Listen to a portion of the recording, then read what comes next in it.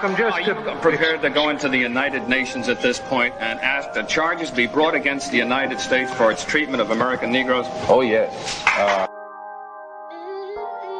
Number one, of the black man in America is beyond America's ability to solve.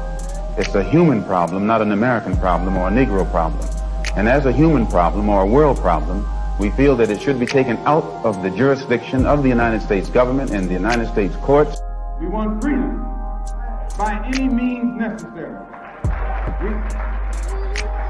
We want justice by any means necessary. We want equality by any means necessary. We don't feel that in 1964, living in a country that is supposedly based upon freedom and supposedly the leader of the free world, we don't think that we should have to sit around and wait for some segregationist congressmen and senators and a president from Texas in Washington, D.C. to make up their mind that our people are due now some degree of civil rights. No, we want it now, or we don't think anybody should have it. Uhuru, welcome to We Charge Colonialism, Black August edition. I am Ikemba Ojore, a community organizer and host of We Charge Colonialism Media. Black August is honored every year to commemorate the fallen freedom fighters of the Black Liberation Movement, to call for the release of political prisoners in the United States, to condemn the oppressive conditions of U.S. prisons, and to emphasize the continued importance of the Black liberation struggle. Observers of Black August commit to higher levels of discipline throughout the month. This can include fasting from food and drink, frequent physical exercise and political study, and engagement in political struggle. In short, the principles of Black August are study, fast, train, and fight. During the COVID shutdown, myself with other organizers launched the first Black August Power Hour study by examining George Jackson's Blood in My Eye. We are reviving the Black August Power Hour study with Brother Malcolm X, and we have reached out to organizers within the Black Liberation Movement to participate. We will be meeting every Tuesday and Thursday at 12 p.m. Eastern Time to analyze and discuss the philosophy of Malcolm X. Do join us on YouTube or Facebook for this special commemoration of Black August and Black resistance.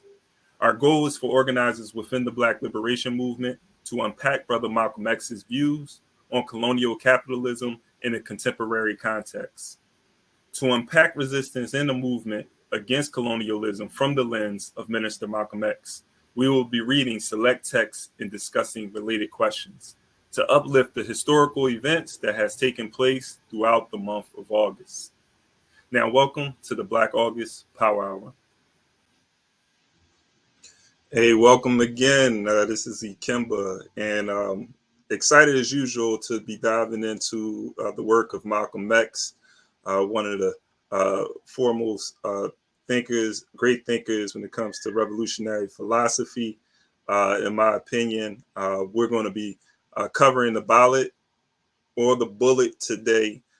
In the first half, we'll be reading, and in the second half of this Power Hour, we will ask questions with organizers on Zoom who will be answering those questions and really getting to the bottom of what Malcolm X meant at that time and what does it mean today. What significance does Malcolm's words have in the 60s to our present struggle to liberate ourselves from colonial capitalism? So appreciate everybody for joining us.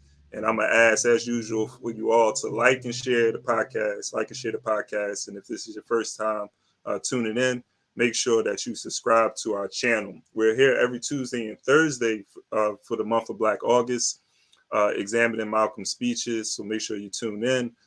We also have podcasts on Saturdays that you can check out, our podcast and book club.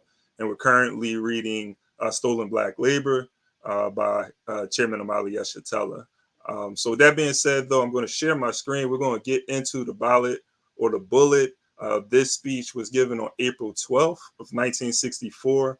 And Malcolm is giving this speech. He's about 1 month removed from being a member of the Nation of Islam, a little more than a month.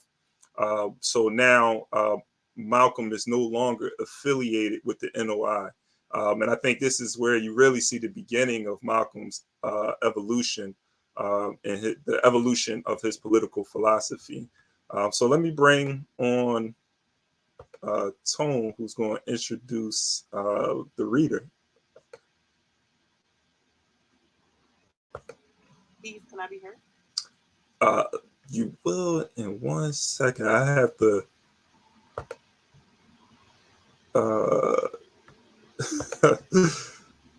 Want to make sure that the tune. So go right ahead, and I'm going to ask people who are viewing if y'all can let us know if you can hear the speaker. So I'm going to pass it over to Comrade Tone. Go ahead. You can speak. Let me check to see if people can hear you. All right, Steve. So I will be the reader today. And so, as we kind of described, we're reading Ballot or the Bullet. I'll get started. Mr. Moderator, Reverend Keith, Brother Lomax, brothers, sisters, friends. I see some enemies. In fact, I think we'd be fooling ourselves. And so before you proceed, are you able to enlarge the screen?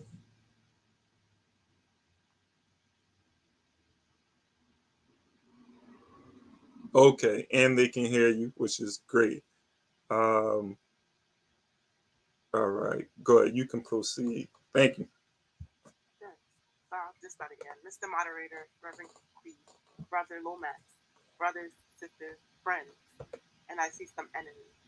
In fact, I think we'd be fooling ourselves if we had an audience this large and didn't realize that there was some enemies present.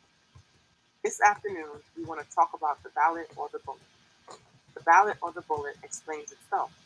But before we get into it, since this is the year of the ballot or the bullet, I would like to clarify some things that refer to me personally concerning my own personal position. I'm still a Muslim. That is, my religion is still Islam. My religion is still Islam. I still credit Mr. Muhammad for what I know and what I am. And if you could read a little louder, I think being asked in the chat. Okay. And turn your volumes up. Right. Okay. I'll start from this. Oh, that sounds good. Here. Yeah. Okay. I'm still a Muslim. That is, my religion is still Islam. My religion is still Islam. I still credit Mr. Muhammad for what I know and what I am. He's the one who opened my eyes. At present, I'm the minister of the newly founded Muslim Mosque Incorporated, which has its offices in the Teresa Hotel, right in the heart of Harlem. Excuse me. That's the Black Belt in New York City. And when we realized that Adam Clayton Powell is a Christian minister, he heads the Abyssinian Baptist Church. But at the same time, he's more famous for his political struggle. And Dr. King is a Christian minister in Atlanta, Georgia. But he's become more famous for being involved in the civil rights struggle. There's another in New York, Reverend Glamison. I don't know if you've heard of him out here. He's a Christian minister from Brooklyn, but has become famous for his fight against the segregated school system in Brooklyn. Reverend Cleve right here is a Christian minister here in Detroit. He's the head of the Freedom Now Party. All of these are Christian ministers, but they don't come to us as Christian ministers. They come to us as fighters in some other category. I'm a Muslim minister in the same as they are Christian ministers. I'm a Muslim minister, and I don't believe in fighting today in any one front, but on all fronts. In fact, I'm a Black nationalist freedom fighter. Islam is my religion, but I believe my religion is my personal business. It governs my personal life, my personal morals, and my religious philosophy. It is personal between me and the God in whom I believe, just as the religious philosophy of the others is between them and the God in whom they believe. And this is the best way. Excuse me. And this is best this way. We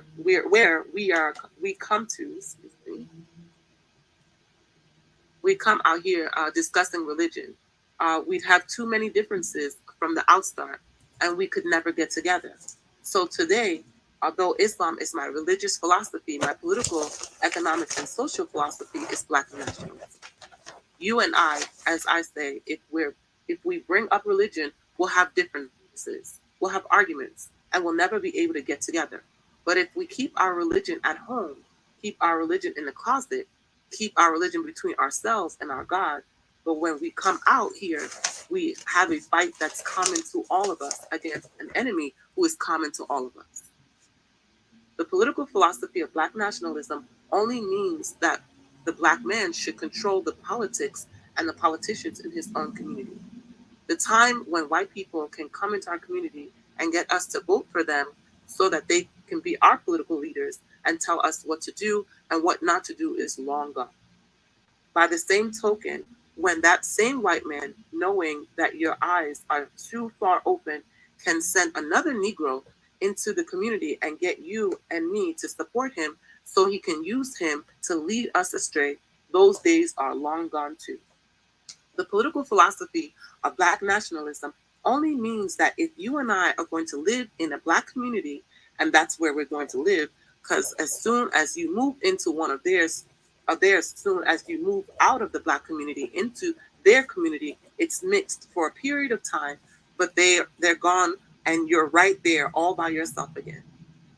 We must understand the politics of our community, and we must know what politics is supposed to produce. We must know what part politics play in our lives. And until we become politically mature, we will always be misled, led astray, or deceived, or maneuvered into supporting someone politically who doesn't have the good of our community at heart.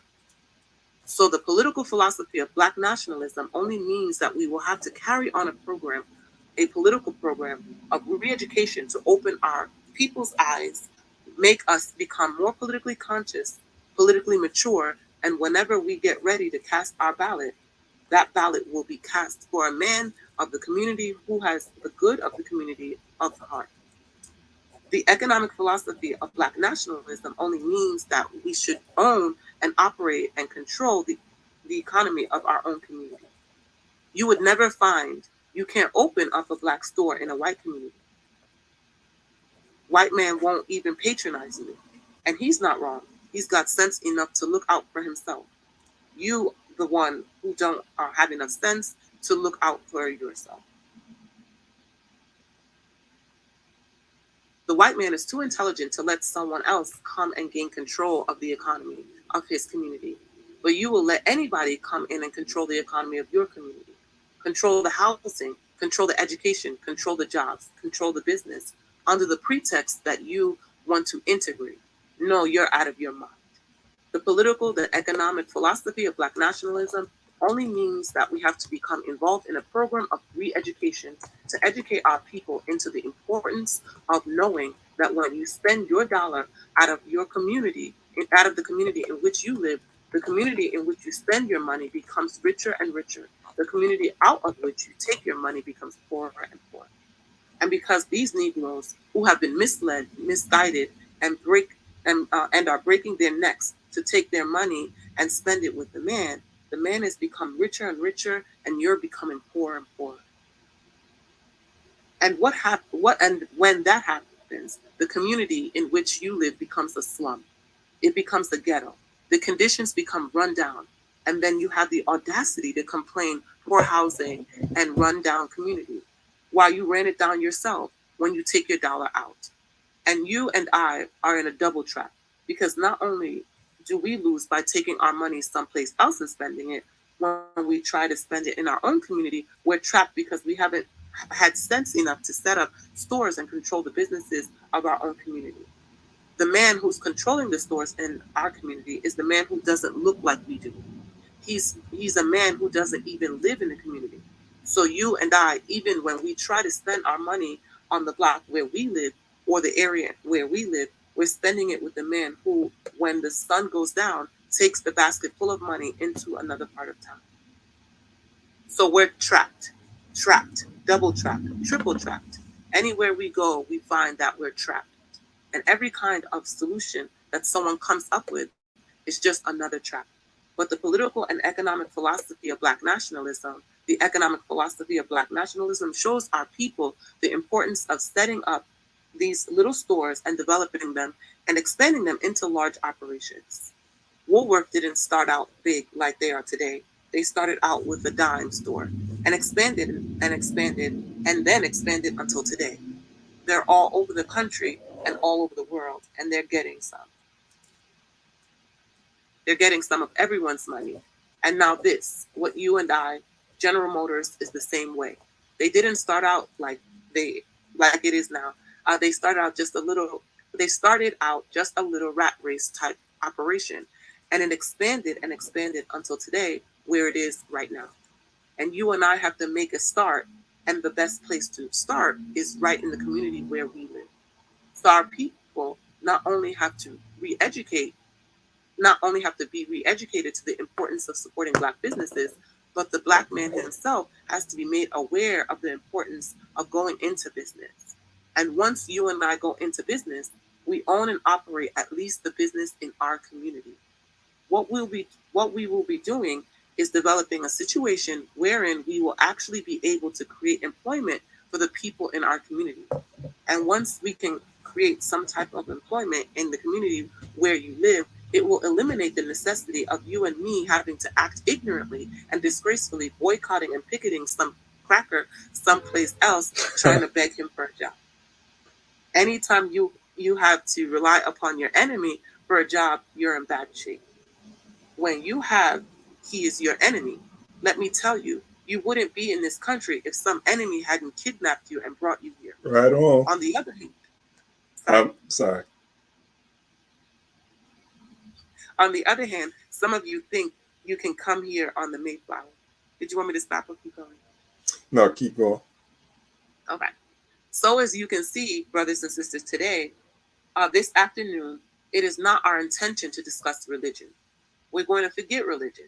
If we bring up religion, we'll be in an argument, and the best way to keep away from arguments and differences, as I said earlier, put your religion at home in the closet. Keep it between you and your God, because it hasn't done anything more for you than it has. You need to forget it anyway. Whether you're a Christian or a Muslim or a nationalist, we have the same problem. They don't hang you because you're a Baptist. They hang you because you're Black. They don't attack me because I'm a Muslim. They attack me because I'm Black. They attack all of us for the same reason. All of us catch hell from the same enemy. We're all in the same bag, in the same boat. We suffer political oppression, economic exploitation, and social degradation. All of them from the same enemy. The government has failed us. You can't deny that.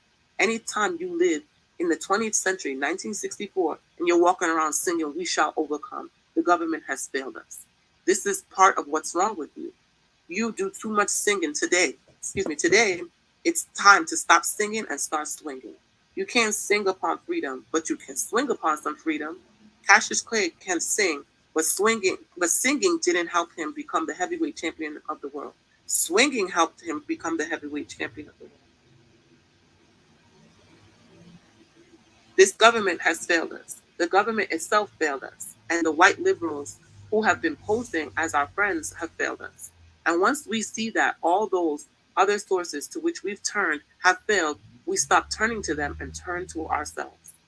We need a self-help program, a do-it-yourself philosophy, a do-it-right-now philosophy, a it's already too late philosophy. This is what you and I need to get with.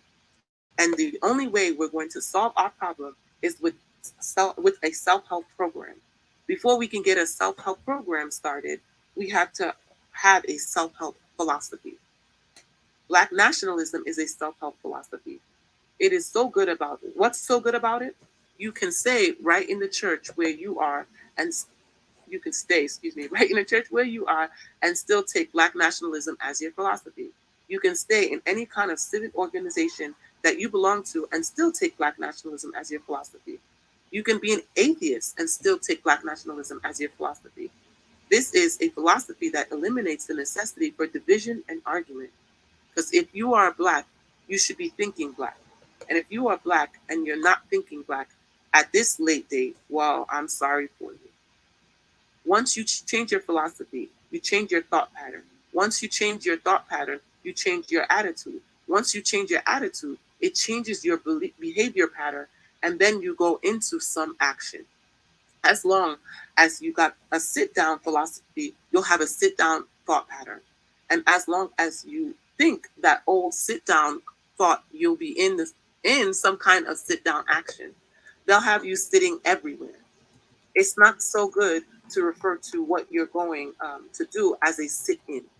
That's right there. That right there castrates you. Right there, it brings you down. What goes with it? Think of the image of something sitting. An old woman can sit. An old man can sit. A chump can sit. A coward can sit. Anything can sit. Well, you and I have been sitting long enough, and it's time for us to start doing some standing and some fighting back, some fighting to back that up. When we look at other parts of the earth upon which we live, we find that black, brown, red, yellow people in Africa and Asia are getting their independence. They're not getting it by singing "We Shall Overcome." No, they're getting it through nationalism.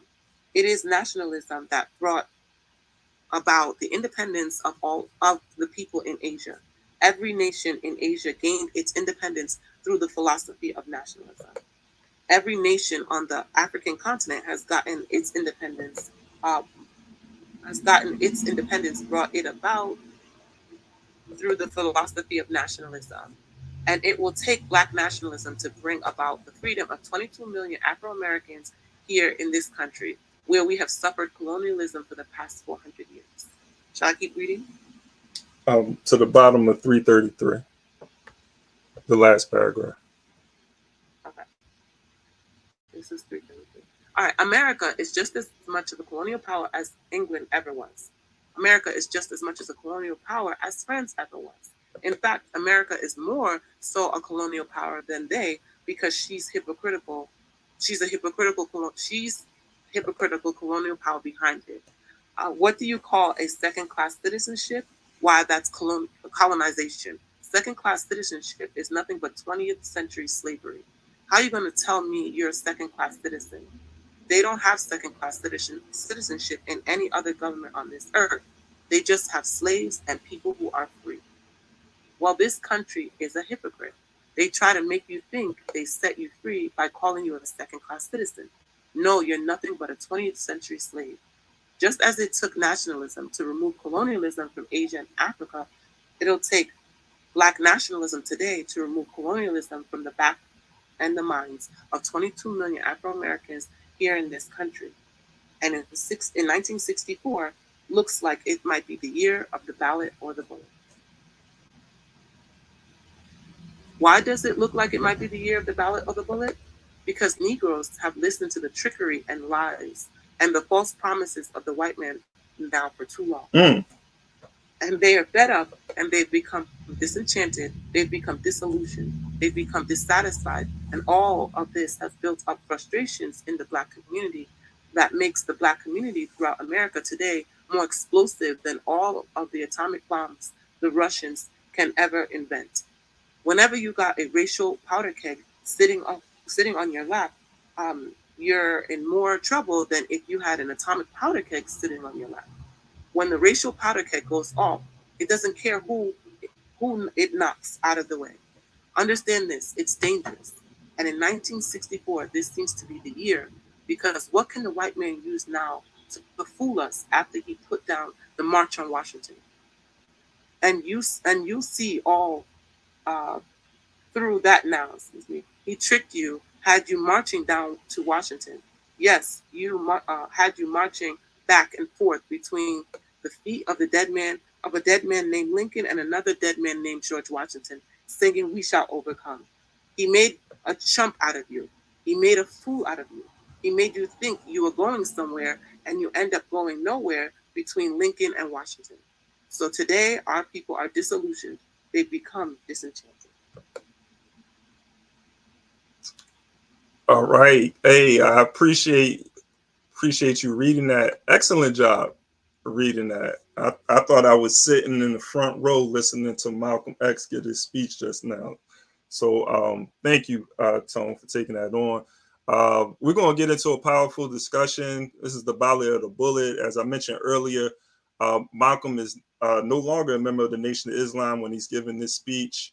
But there's still that psychological attachment or connection, though, with the Nation of Islam, because he does still credit Elijah Muhammad before he gives this speech, and he talks about carrying out the program. He thinks that he can, during this time, can best serve the Nation of Islam by doing the work outside of the nation. So this is the beginning of his evolution. He's talking about Black nationalism in this particular excerpt that we read today. One thing I'll say before we pass it on to you, Tone, and you can open it up, is when he's talking about colonialism, and he talks about second-class citizenship, and it always brings me back to Delaney, and it's something I'm working on right now. And Delaney in 1854 is talking about citizenship and how America is molding itself or shaping itself after Rome, the Roman Empire. And in Rome, they had the citizens were a select group of people within the Roman Empire. But what Rome did was made everybody that was in Rome a citizen, even those who were colonized or enslaved within Rome would be considered citizens, because they wanted to distinguish the people. It was this national pride. They wanted to distinguish the people in their realm from other groups of people.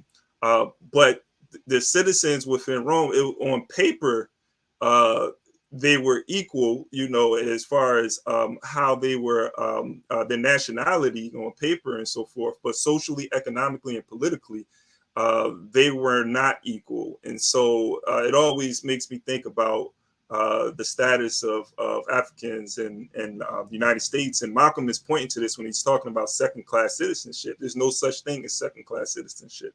And this is why it's important for us to define phenomenon. So I'm going to pass it over to you, Tone. I know there were some questions in the chat, and I'm going to try to get to those questions if we have some time, Tone, because Kumba had a couple of good questions we can get to, but we can start with our questions. Absolutely. Thank you for bearing that reading. The first question we're going to address is, what does Brother Malcolm mean by the ballot or the bullet? Some people hear that and may think that that's somehow Brother Malcolm uniting with the system or legitimizing the system. So we'd like to hear people's thoughts on what does it mean for Brother Malcolm to use the terms of ballot or the bullet. What does that mean? We'll give some time for folks to think that through. Feel free to put yourselves on stack.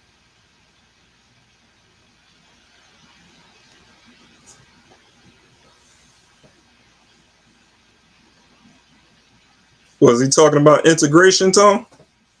100% not. We have Nduku, and then if there's anyone who wants to put themselves back on, please Nduku, unmute yourself. Hello, everyone. It's good to be here. Yes, I agree with Kemba Tone. You did a good job reading it. I think he means you either vote or you die. So you take the bullet. I think he means voting and making sure that you have leaders that are going to support policies that will support Black people. Your life depends on it. I think that's what he means.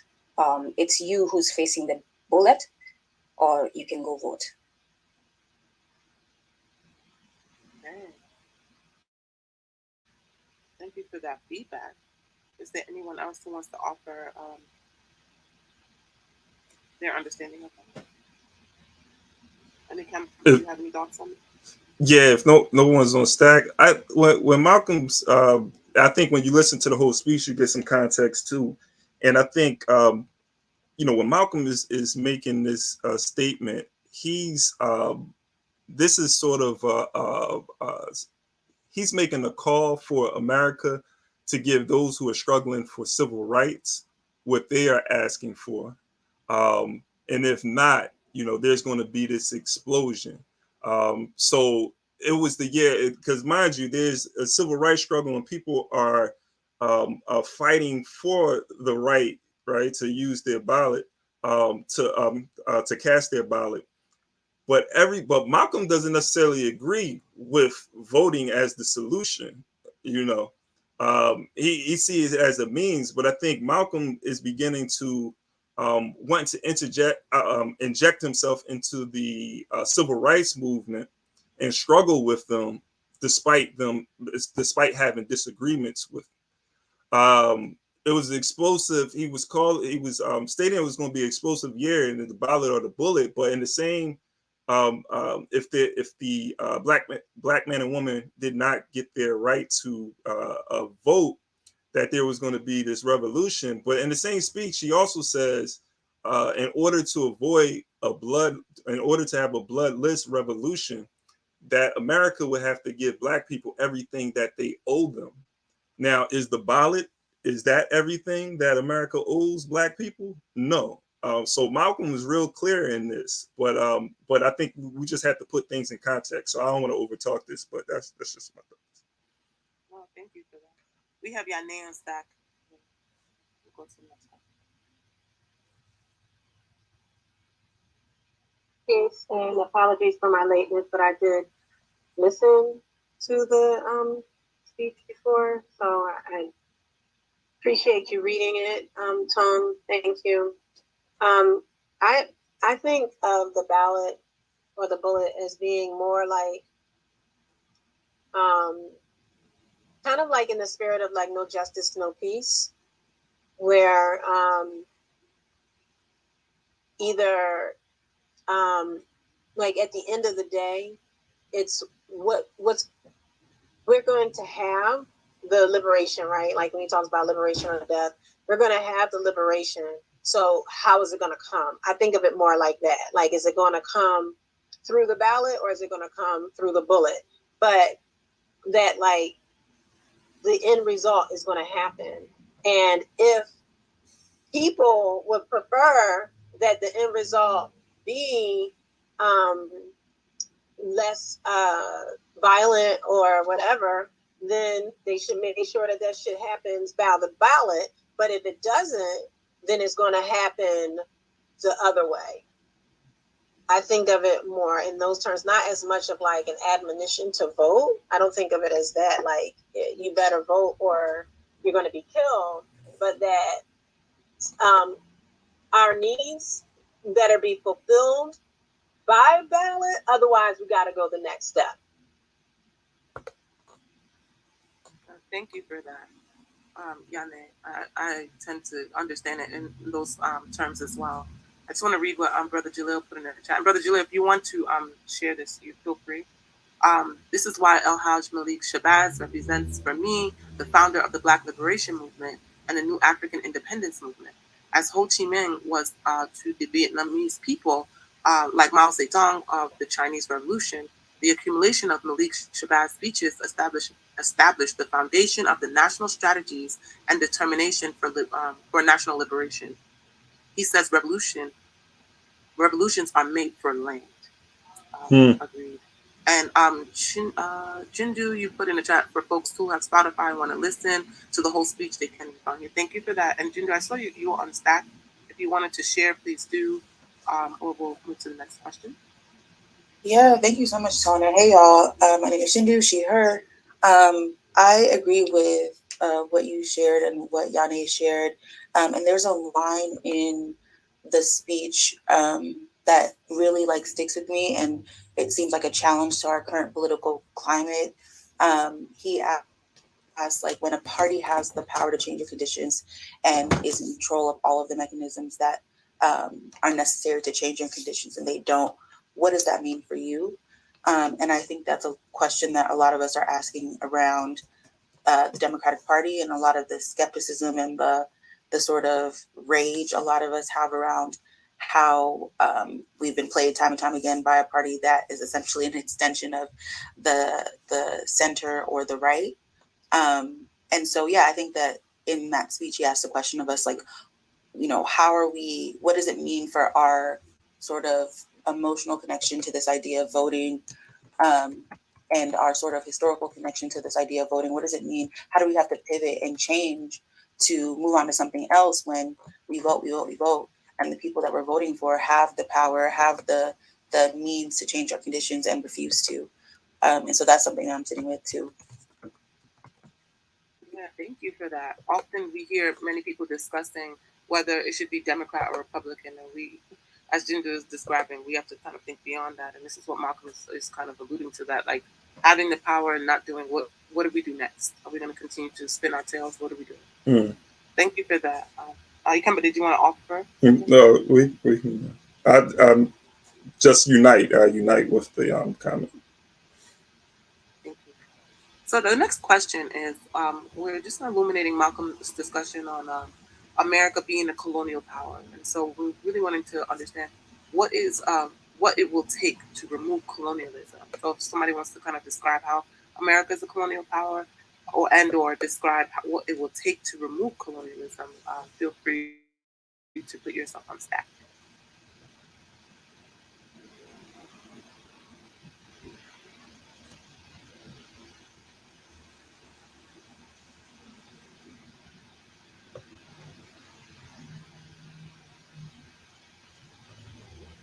And right now we're addressing the question, why does Malcolm refer to America as a colonial power? I'm just repeating what you're saying, Tone. And how does colonialism impact the lives of African people today? And what are some of the ways that we are working to remove colonialism from our lives? So we see your name and then Brother Jalil, you can get in there after. All right, cool. So, am I next? Correct. Okay, gracias. So, I mean, the U.S. is a colonial power because it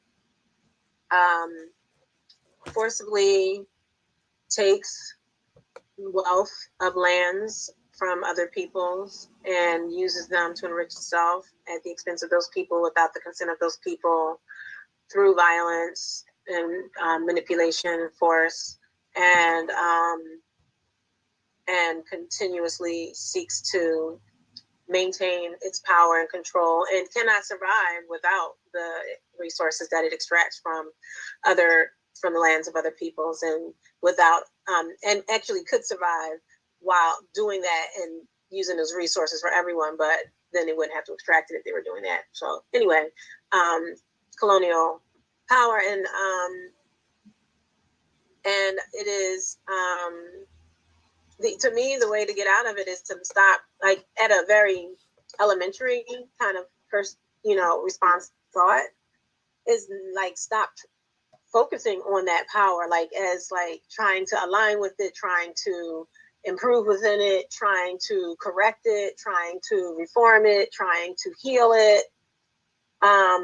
But to see our power outside of it and to build on that, tap on that, build with others that are aligned on that, educate those that are aligned but are propagandized from that understanding so that they can operate with the understanding of that alignment, building, that way without centering, like recognizing, seeing, and knowing the power that is in place, but not centering it, not, and also like what Malcolm was talking about in his speech is like, not being like, people are willing to fight for it, but not against it.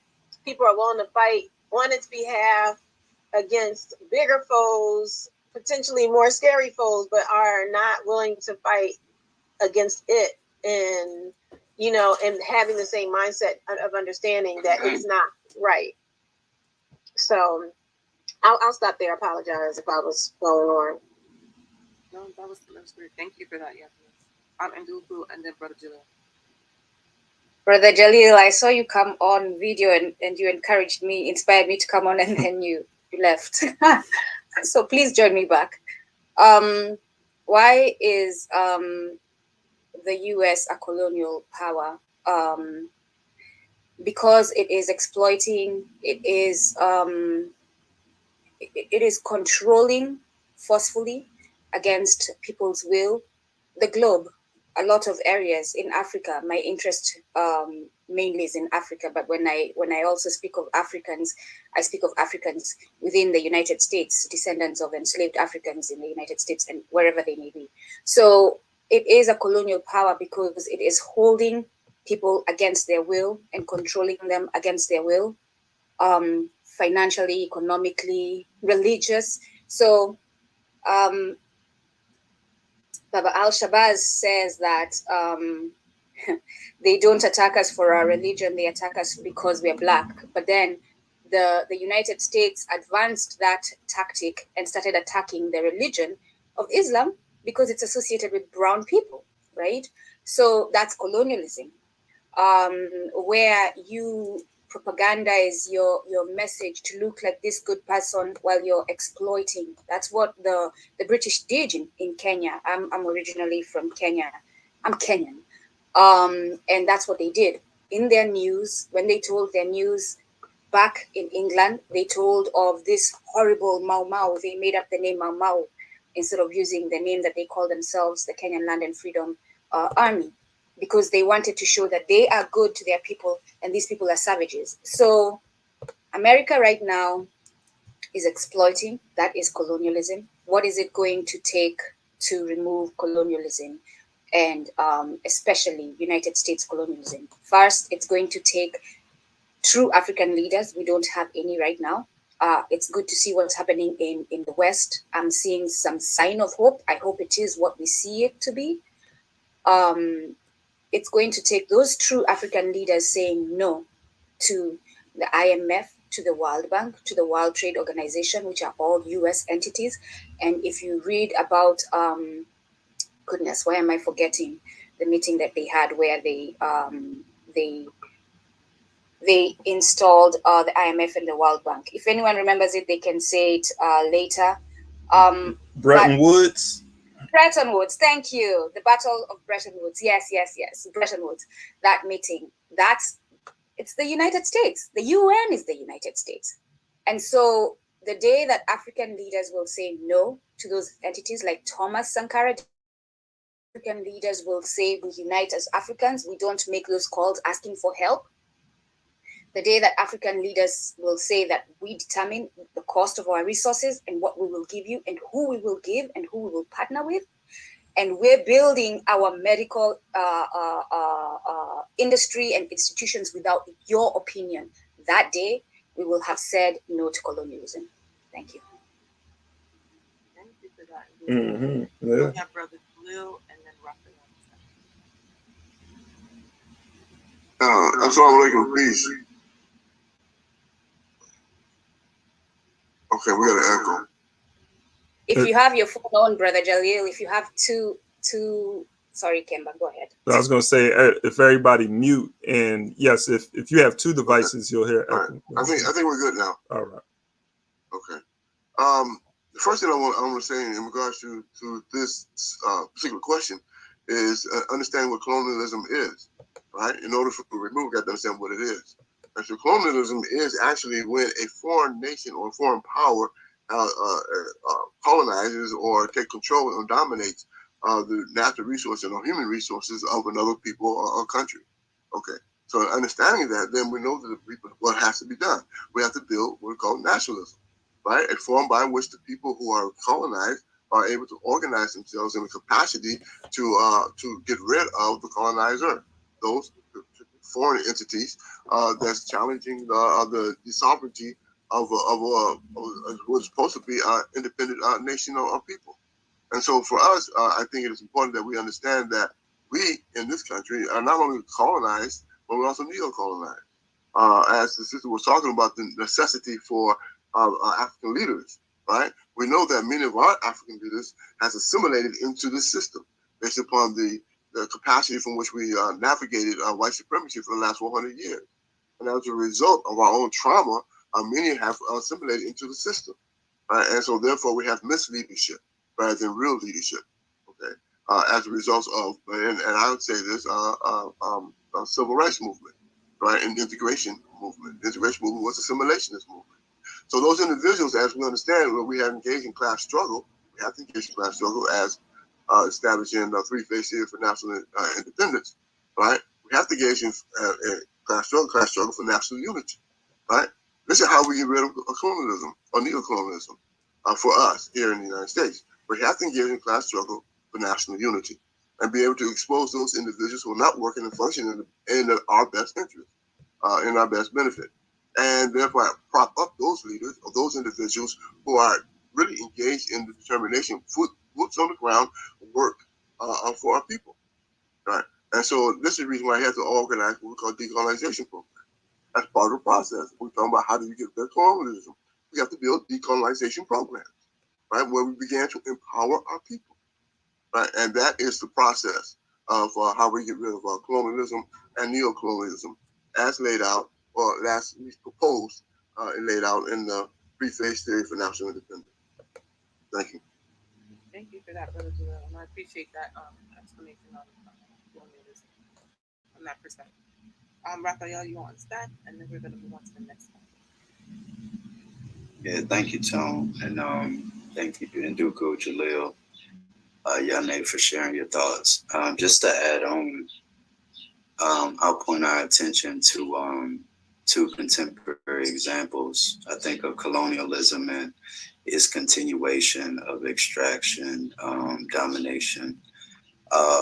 One, I think, is, I believe it was like a $744 billion military budget in recent times. And I think this is a prime example in two ways of colonialism. One, I think we're reminded that our tax dollars, are paying for this huge military budget. And then I think, two, when we think about the practice of colonialism abroad, in so many ways, we are continuing to fund the colonial situation of our foreign brothers and sisters. And so it's just something I think to wrap our minds around and really try to make sense of. The second piece is, I think I heard Dr. West said on BPM in an interview that there's something like over 800 U.S. military bases domestically and abroad. And so, when I think about military bases, my understanding of them are occupations, at a foreign domestic territory. So we're thinking about undoing all of this. One, I definitely, as Brother Jalil is pointing toward, I think there has to be some kind of labor working class alliance to destroy this military budget and recycle it to the struggles of oppressed people. And then secondly, I'm just kind of at a standstill when I think about the expansion of the military complex in the same manner as the prison industrial complex. And so I really think there needs to be just some analysis and thinking about how do we get rid of just such a huge empire at this current time. Thank you for that, Raphael. I want to point out to a comment that was made in that how can we influence African organizations like ECOWAS or the AU from being controlled by colonialists, like what we just saw with ECOWAS in Niger, as they took imperialists from the US and EU. I think that this is something a lot of folks think about in terms of like reform. Sometimes things just have to go away, and I think it's okay for us to admit that things have failed, and for us to kind of start anew, right? Like we can't be afraid to just say like this did not work, and we have to start something that worked. And also the foundations of these things being like puppets of their puppeteer, colonial masters, tell us where the direction that they're heading into. And again, we just have to tell the truth about what these things actually are, and be able to believe that we can realize something better for our people. But going back to the question, thank you for that question, Frank. The next question that we have pertaining to the reading and contextualizing it for today is, how does colonialism impact the lives of African people today? And what are some ways that we are working to remove colonialism from our lives? So actively working to remove that. How does colonialism impact the lives of African people today? And what are some ways that we are working to remove colonialism from our lives?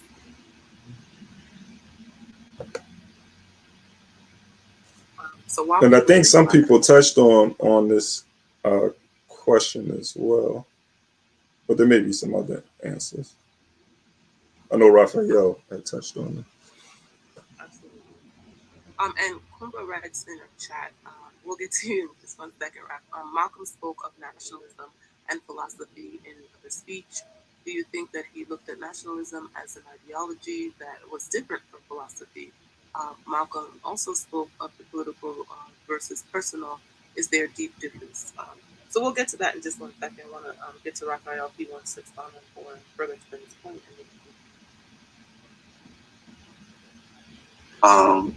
Well, I think one of the things that jumps out at me about colonialism in our contemporary times, and I think I'll point our attention to what's called gang members, gang organizations, street tribes, and how I better understood them right now is them being a response of a colonial situation. And so, as MLK was trying to connect us to before he was murdered by the state, the same kind of tactics of attaining power, of creating terror, of creating fear, are oftentimes borrowed by street organizations and gang activities.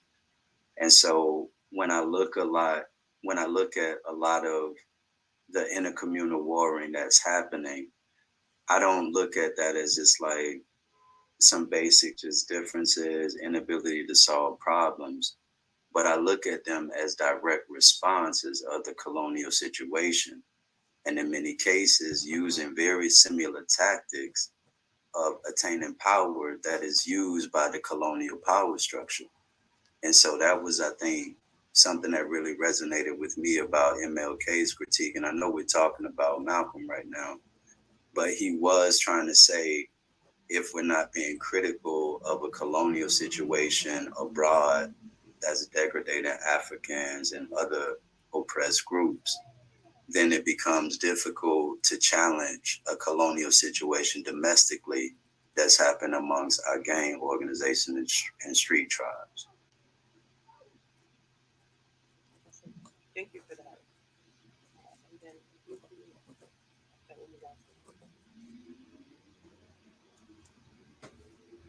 I was trying to put a comment in the chat. So being born and raised in Kenya, my family is still there. My mother, my father, and my siblings.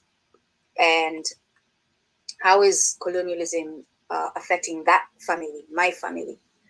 I am one of 6 children, and I was the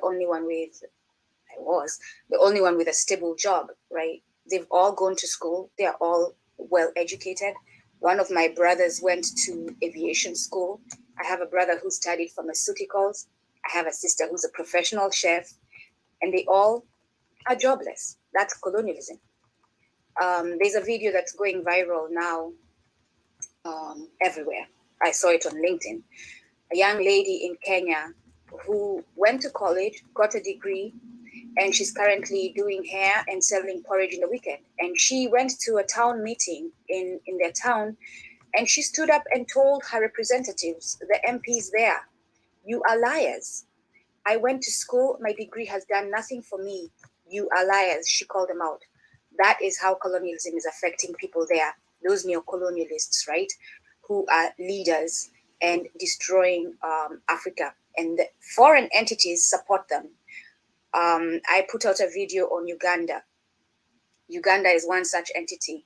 The US and other foreign entities have supported Museveni's government for years financially, which is why he's in position. Let him get away with human rights violations that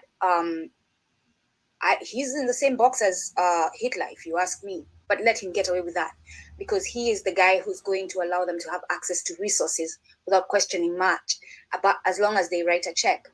That's how colonialism looks in Uganda.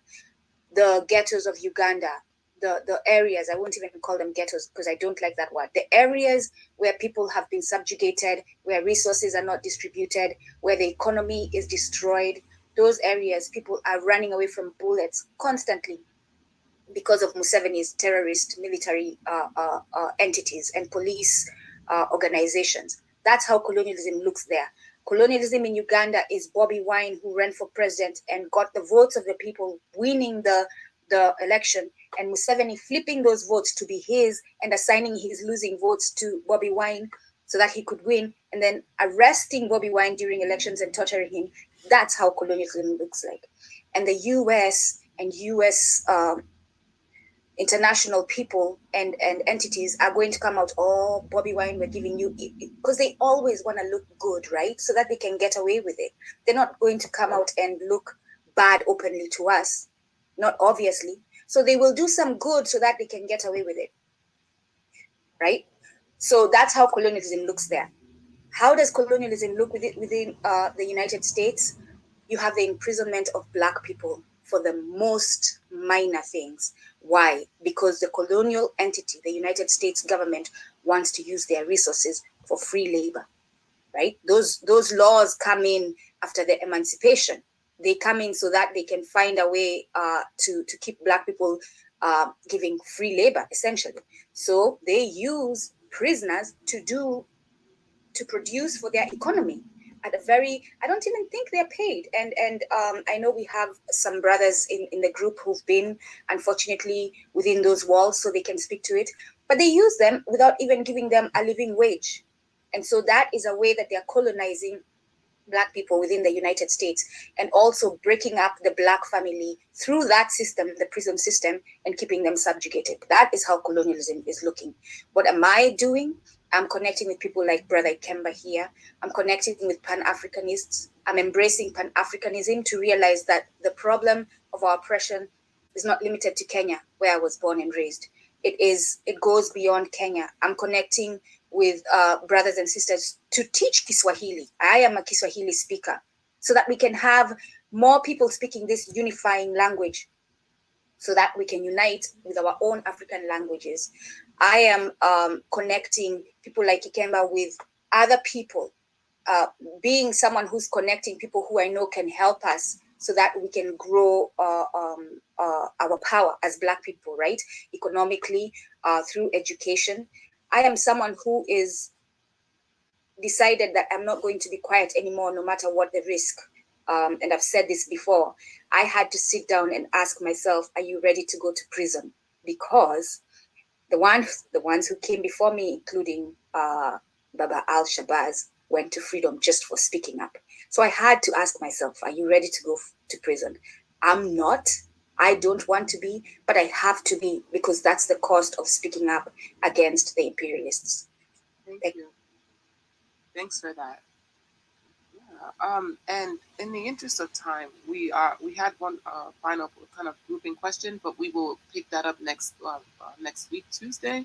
I want to kick it over to Akamba for the final word on this session, where we unpack the ballad of the book. Yeah, and quickly, just another way that colonialism shows up today. The same method they've been using for a long time, right? Is dividing the workers against each other, pitting them against each other. So the African workers in the America and all oppressed, people are divided against each other, and their own interests, working against their own interests against America weaponizes the workers of other nations against the workers here, and so there's a collective interest of the working class.